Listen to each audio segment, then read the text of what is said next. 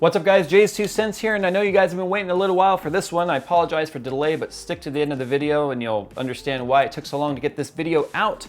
But just before Computex started, MSI sent me the very first sample of the MSI 1080 Gaming X 8G. They threw a lot of new features in the Twin Frozer 6 design to try and keep things as cool as possible, to custom PCB, extra power phases and all that stuff. So we're gonna see exactly how well it performs right after the break. I'm getting ready to have a lot of fun benchmarking this graphics card, but you know what's more fun than benchmarking? Building websites. Okay, I know that was pretty unbelievable because building websites is typically tedious and not fun or easy at all. But that's where Squarespace comes in, because with their integrated tools, it doesn't matter if you're building a hobby page, a company page, or an e-commerce page, they've got everything you need to get you up and running right away and easy. And right now, if you head on over to squarespace.com/JayzTwoCents, you save 10% on your order. And guess what? If you sign up for a year, you get a domain absolutely free. So what are you waiting for? Head on over to squarespace.com/JayzTwoCents today and start your webpage. It's seriously a lot easier than benchmarking one of these guys. All right, so here it is right here. It is a fully custom PCB, which I know a lot of people have been waiting for ever since the GTX 1080 was announced last May. Well, I say last May, but that was over a month ago when we actually had the NVIDIA conference. So this is MSI's variant here of the gaming card. They actually have two versions of the gaming card, the Gaming X and the Gaming Z. The Gaming Z is one tier above this one, but we are taking a look at the Gaming X. It's got the new Twin Frozer 6 design, double ball bearing fans on here, making them extremely quiet and really making them hopefully have a long life, keeping your card as cool as possible. A huge heat sink running almost the entire length of the card. It actually stops a little bit short, which is kind of different. Normally they run past the length of the card, but we've got heat sinks all over the place. We've got active cooling for the VRM. We've got 8 heat pipes on this thing. But one of the things they changed with this design was the heat pipes. And what a lot of companies have done is they'll take a round heat pipe and they'll mill the bottom of it flat. That way it can mate against a flat material like the base plate touching the GPU die to transfer the heat into the heat pipes. But what they've done on this one here is, instead of it being a round pipe all the way through, the round pipe transitions to a square pipe, giving you more contact and more surface area on the actual heat plate, giving you better heat dissipation. Typically, to get it perfectly flat so that the entire surface area of the pipe, or at least the one hemisphere of the pipe, is touching it, would mean that they have to file all the way through and then it breaks open. But with a square design, you get more surface area touching the die, giving you even better cooling results. So that's something worth keeping in mind, especially with all the discussion about, is the 1080 running too hot? Definitely temperatures are kept in check with this guy. You'll see it in the video, or you saw it in the previous video. But it's got a whole new power delivery system. It's got 10-phase power delivery, 8-pin plus 6-pin on here, which a lot of people were complaining about there only being an 8-pin on the Founders card. And it gives you 270-watt TDP limit at 100%, and if you bump it up to the 107% TDP limit, you get 290 watts worth of GPU power. Quite a bit more than the reference design. So with all of that in mind, one of the things we're going to be testing in this video is how well does it overclock. Now, because I'm going to do all that, this video might be a little bit longer than normal. I apologize for that if it is, but I don't want to cut out important information for the sake of making a video a little bit shorter and easier to watch. Any video I'm in is going to be hard to watch, so just get some popcorn, buckle in, and get ready to cringe, because that's the way we do things around here, but I want to get as much information out as I possibly can. Connectors on the back are the same as reference. We've got 3 DisplayPort, 1 HDMI, and our dual-link DVI. And of course, guys, we have a backplate. I mean, you know that they wouldn't go without putting a backplate on a card at this level, because pricing right now is a little bit of a mystery. They haven't listed pricing yet. It's not available really at any retailers, but while searching the internet, I found one post where someone said they found it in US dollars for $750, but that it was immediately taken off the website. So I have no idea what pricing is. That's why you're not going to see a pricing sheet or any sort of a chart with pricing on this, because if what that said was true, then this card might cost more than the Founders Edition, which is kind of a fear of mine, where typically custom cards are more expensive than reference, but with the weird price modeling this time around of reference being $700, MSRP being $600, are the custom cards going to be in between 6 and 7, or are they going to be more than 7? I don't know. And it'd be unfortunate, I think, if they turn out being more than 7, but I guess we're going to have to wait and find out. I mean, after all, some of the custom cards last time around with Maxwell were upwards of $1,000. And I'm not talking about Titan, I'm talking about custom 980 Ti designs. But I think one thing I find a little bit disappointing is I was kind of hoping for a dual BIOS card at the very least. Now this does have built-in switchable settings in the BIOS that you can control through the MSI gaming app, where you can do a silent mode, a gaming mode, and then an overclocking mode, where it will just change the fan profile and the max GPU boost depending on which one you select. Now, being a gamer and an overclocker enthusiast like I am, I chose to let this thing go up to the max boost with the fan profile being a little bit more aggressive than being on just the standard gaming mode. So with all that said and all the B-roll out of the way, let's go ahead and jump into the benchmarks and then jump right into the overclocking.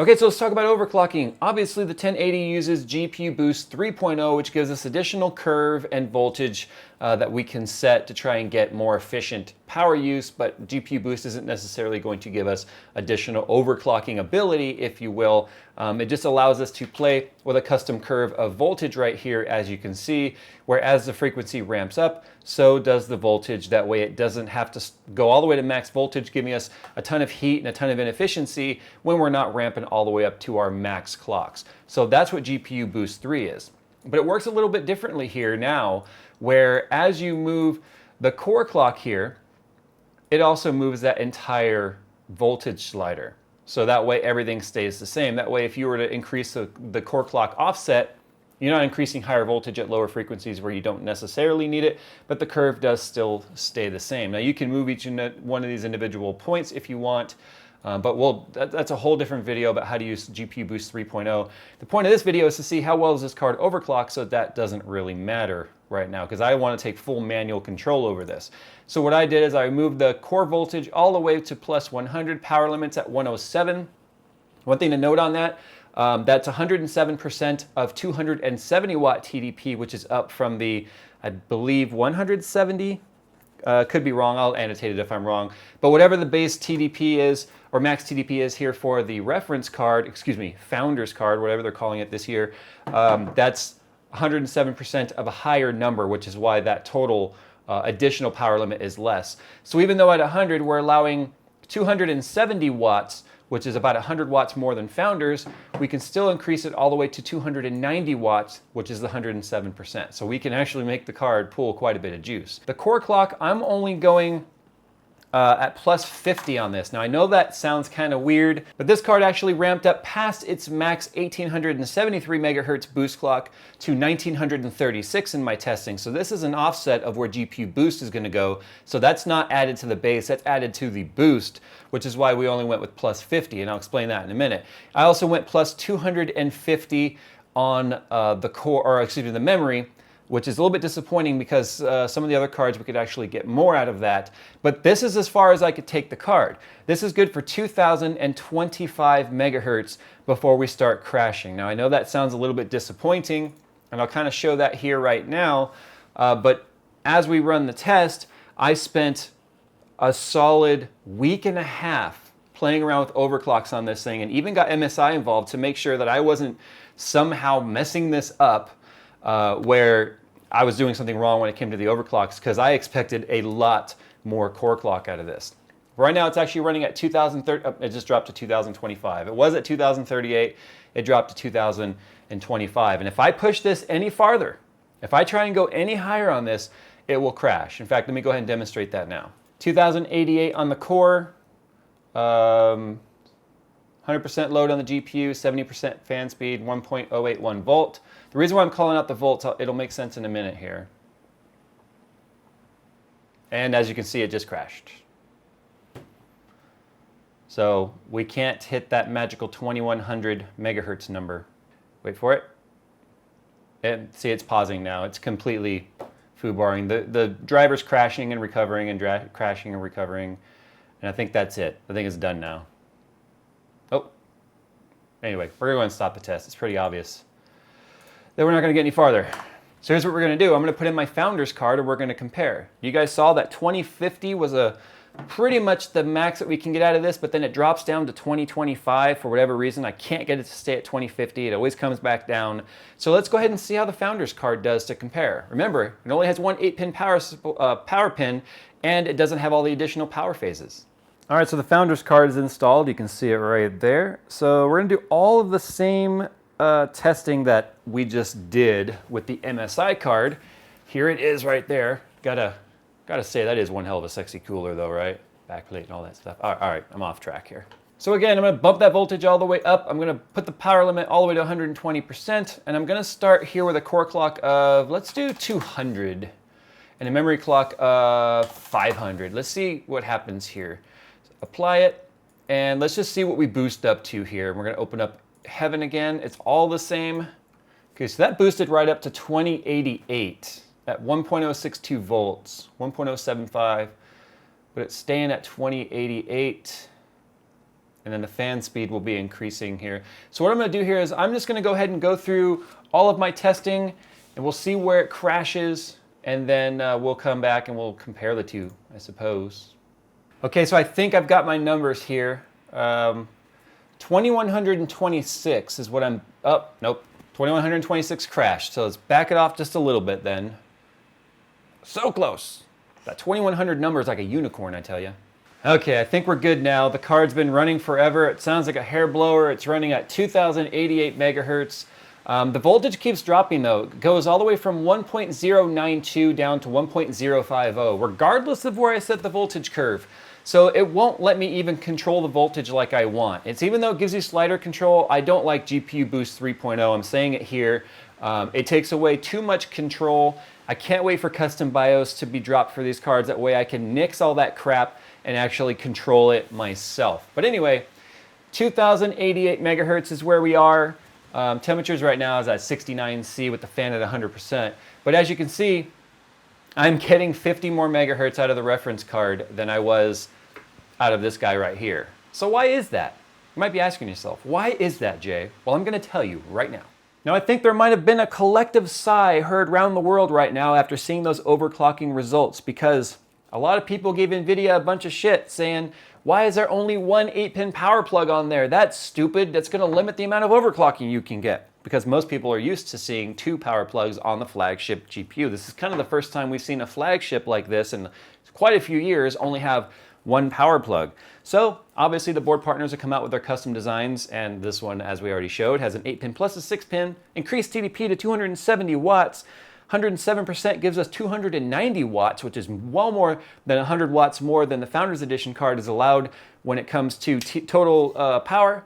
And we've got 10 phases on here. So why didn't it go farther than the Founders? Or should I rephrase that? Why did the Founders go farther than this one?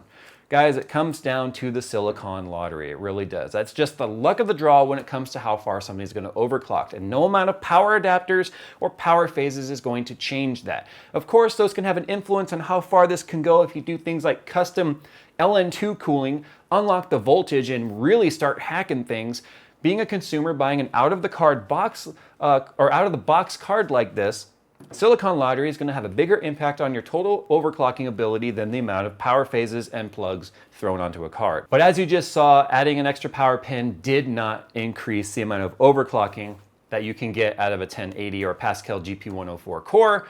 It is always going to be the Silicon Lottery that reigns supreme. But if you're not an overclocker and you just want to buy a graphics card, you want to take it out of the box, you want to toss the box aside, and you want to just put the card in your system and start gaming, then as you guys saw, this thing ramped up to 1936 megahertz, and it did it at 73 degrees Celsius max with the fans running 57% speed.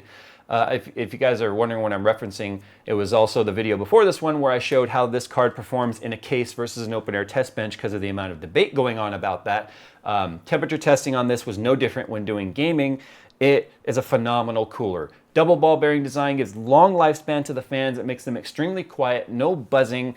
Coil whine on this card was a minimum. There was some noticeable coil whine in games that got high FPS and like 1080p, but in a closed case like the S340, there was no noticeable coil whine. You've got RGB control of the MSI logo, as well as these red kind of gills right here, whatever we'll call them, these dragon fins right here, scales.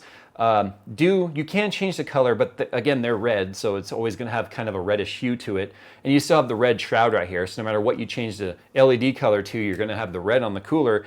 But the heat pipe design on this, with the square pipes touching the die, offering a massive amount of cooling, obviously keeps the temperatures under check and keeps those core clocks nice and high, giving you the best performance available. Now, one of the reasons why this video took so long was because I was really worried that I was somehow fouling up the overclock testing, and that's why the card wasn't performing as well as my Founders Edition card. And with Computex going on, there was a delay in communication with MSI, so it took a while to get responses, but once we did, it turned out that the official answer was, if you want to get a great overclocking experience, then wait for the MSI 1080 Lightning Edition, which again is going to fall under the same Silicon Lottery scenario, but hopefully they do a better job at binning those than, say, a gaming card like this.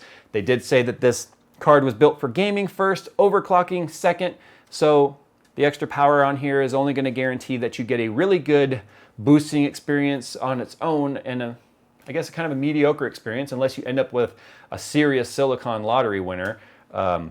Those were my results, so take them for what you will. This is the part of the video where I like to get you guys involved. Sound off in the comments about if you were surprised whether or not this particular card that I have in my sample didn't overclock as far as you guys were hoping, because I think the amount of people that were mad at NVIDIA for only putting one 8-pin power on their GPU, saying that it was going to limit the overclocking, well, as you could see, a poor Silicon Lottery winner cannot be really pushed any farther by adding more power and more power phases. It's really going to be coming down to how far the core itself decides it wants to go, or whether or not it's going to be a lazy pig just sitting there not wanting to move.